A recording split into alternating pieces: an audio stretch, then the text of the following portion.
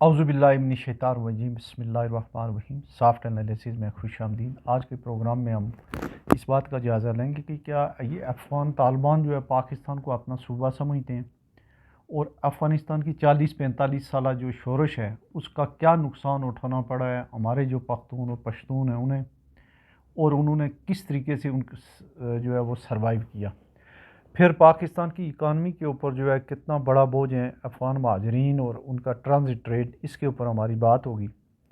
تو سب سے پہلے ہم یہ بات کر لیتے ہیں تو یہ افغانستان کے جو طالبان ہیں ان کا کہنا یہ ہے کہ پاکستان کی جو وہاں سفر کرنے کے لیے، کاروبار کرنے کے لیے، آنے جانے کے لیے ان کا اپنا شناختی کارڈ ہی کافی ہے،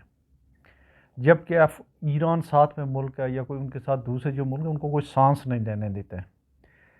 ایک تو یہ ہے، تو یہ اس کے علاوہ جو ہے وہ پاکستان کے جو دہشت گرد ہیں ٹی ٹی پی والے، وہ ان کے میزبان ہیں، اور انہوں نے جدید اور خود کار ہتھیاروں سے جو ہے وہ دھڑا دھڑ جو ہے وہ جو حملے کر رہے ہیں ہماری چیک پوسٹوں پہ اور سویلین علاقوں پہ۔ یہ بات جو ہے یہ ایک تو ہر بندے کو پتہ ہے۔ دوسرا، جو افغانستان کا جو قضیہ جب سے شروع ہوا ہے اس کے سب سے بڑا جو لاس ہوا ہے وہ ہمارے جو پختون یا پشتون جو بھی کہیں، جو پشتو سپیکنگ لوگ ہیں انہیں ہوا ہے۔ یہ 1978 سے پہلے پاکستان میں یہ ٹرانسپورٹ، سبزی کا کاروبار، گرین، فوڈ، اس طرح کی جو ہے یہ اس طرح کی چیزیں، ڈرائی فروٹ، یہ سارا کاروبار ان کے پاس ہوتا تھا، اور خاص کر ٹرانسپورٹ کے اوپر رول تھا ان کا، اور بڑے اچھے سسٹم تھا۔ لیکن جب وہاں سے افغانستان سے یہ لوگ آئے، ضیاء الحق نے انہیں تمام ورک پرمٹ دے دی، ان کو کہا کھلا جو ہے بغیر ٹیکس بغیر رجسٹریشن کے وہ ہوا، تو سب سے پہلی بات یہ ہوئی کہ ہمارے جو پختون ہیں ان کے ہاتھ سے ٹرانسپورٹ کا کاروبار گیا۔ اس کے بعد جو ہے ٹرانسپورٹیشن ٹو کابل یا اپ کنٹری کا جو ہے وہ ان کے پاس سے چلا گیا، چونکہ وہ ٹیکس دیتے تھے، یہ لوگ ٹیکس نہیں دیتے تھے۔ پھر جو گاڑیوں کا کاروبار جو ہوتا تھا، یہ امپورٹ ایکسپورٹ زیادہ تر یہ ان کے پاس تھی، سبزی کی اور یہ ڈرائی فروٹ اور را فروٹ کی بھی، یہ ساری چیزیں جو ان کے ہاتھ سے چلی گئیں۔ تو میں اپریشیٹ کرتا ہوں خاص کر کے پی کے جو ہماری پختون ہیں،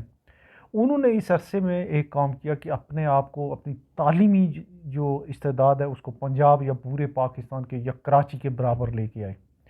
اور اس کی وجہ سے ان کی یوتھ نے اور جو ہے باقی جو ہے اس میں خواہ جینٹس ہوں یا لیڈیز ہوں، دونوں سطح پہ یہ اگر وہ نہیں کرتے تو ان کو تو روڈ پہ لے کے آ گئی تھی حکومت پاکستان اس وقت کی، ضیاء الحق کی، اور یہ جو حالات تھے، تو انہوں نے حالات کا ایک تو اس طریقے سے مقابلہ کیا۔ باقی جو ان کی جو چیزیں ہیں وہ اپنی جگہ رہیں، لیکن اس میں جو ہے انہوں نے اپنے اچھے تعلیمی ادارے پورے پاکستان میں بڑی محنت مشقت کے ساتھ جو ہے یہ انہوں نے کیا، اور یہ ان کا کریڈٹ ہے، اور اسی میں ان کی سروائیول ہے۔ باقی جو کنسٹرکشن کا وہ کام کرتے تھے یا گاڑیوں کا کام کرتے تھے وہ تو ٹیکس پے کرتے تھے۔ جو افغانی ہیں ان کے کام میں جو ہے الیکٹرانکس کا ٹریڈ، وہ بھی جو ہے سمگلنگ کا، گاڑیوں کا، ارتھ موونگ مشینری، یہ جو بڑی بڑی کرینیں ہوتی ہیں، شاور ہوتے ہیں، یوکس ہوتی ہیں، یہ ساری کی ساری چیزیں جو ہیں، ڈروزر ہوتے ہیں، یہ وہاں سے آتے ہیں، افغان ٹرانزٹ ٹریڈ کے بہانے سے آتے ہیں، اور یہاں ہی رہ جاتے ہیں۔ اب افغان ٹرانزٹ ٹریڈ کیا ہے؟ وہ یہ ہے کہ ایک وہاں سے آیا،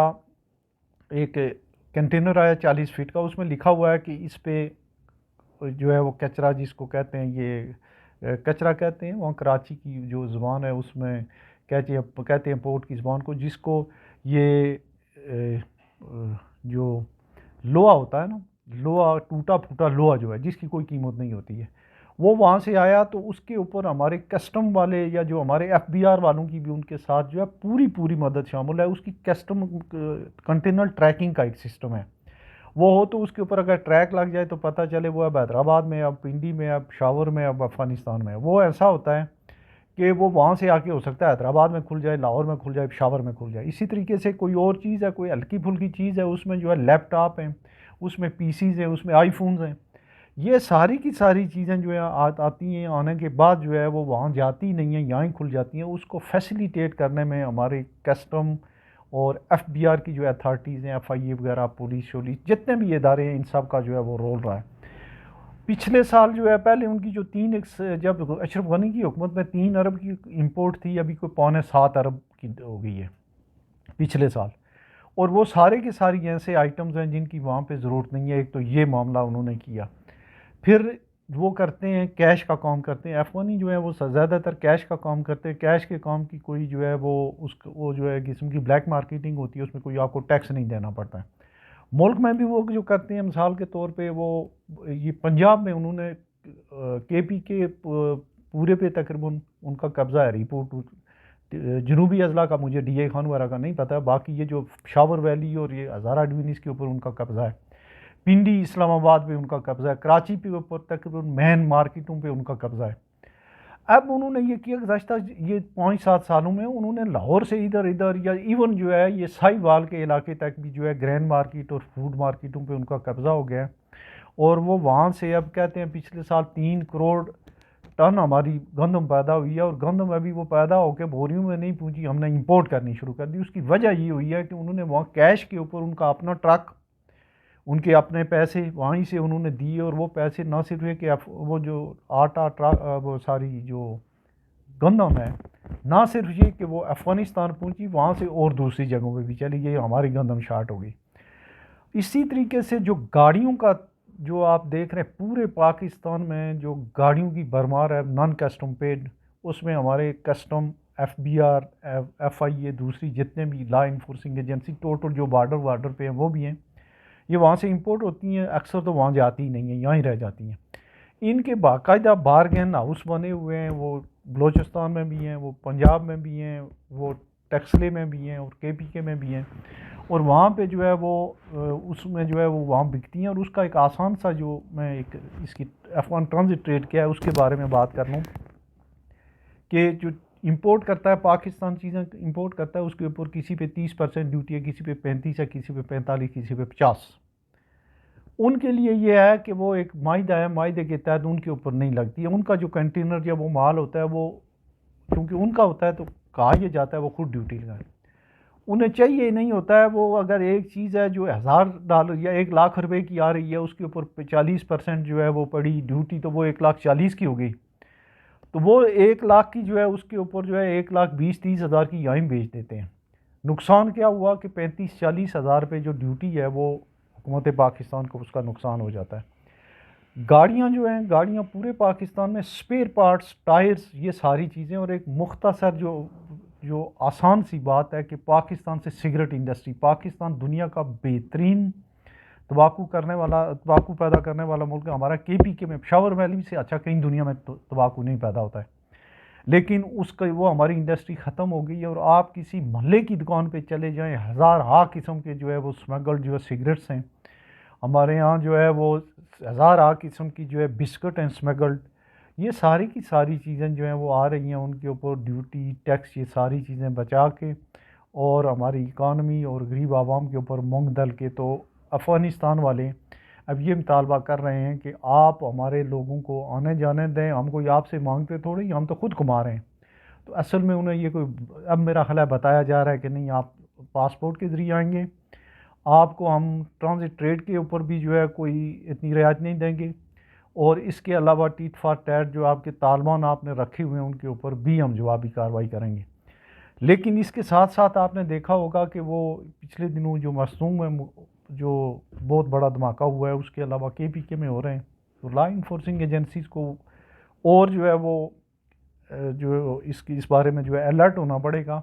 اور جو ہماری جو ان لینڈ ریونیو والے لوگ ہیں، انکم ٹیکس والے ہیں، ایف آئی اے والے ہیں، یہ جو ہے ان کے بھی کوئی تھوڑا سا ان کو بھی جو بتائے کہ جو ہے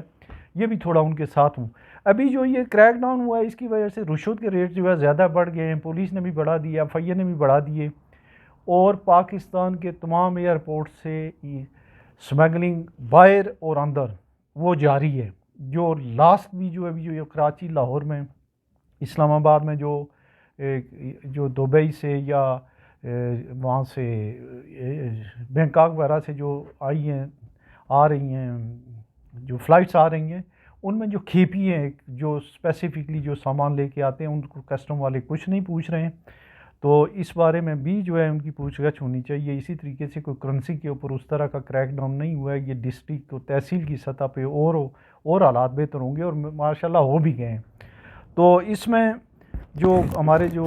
سب سے جو اہم رول ہوگا کہ جو ایک ویکم کلیئر ہوگا، اگر یہ افغانی واپس جاتے ہیں تو ہمارے جو کے پی کے لوگ ہیں، پرٹیکولرلی جو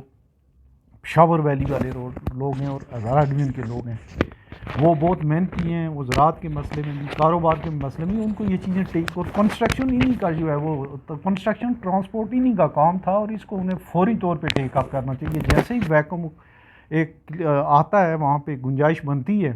تو اس کو وہ بہت اچھے طریقے سے کر سکتے ہیں۔ جو ایک انڈسٹری سے انہیں باہر کر دیا گیا تھا، تو کوئی اس کا مسئلہ نہیں ہوگا ہمارے لیے۔ تو یہ جو ہے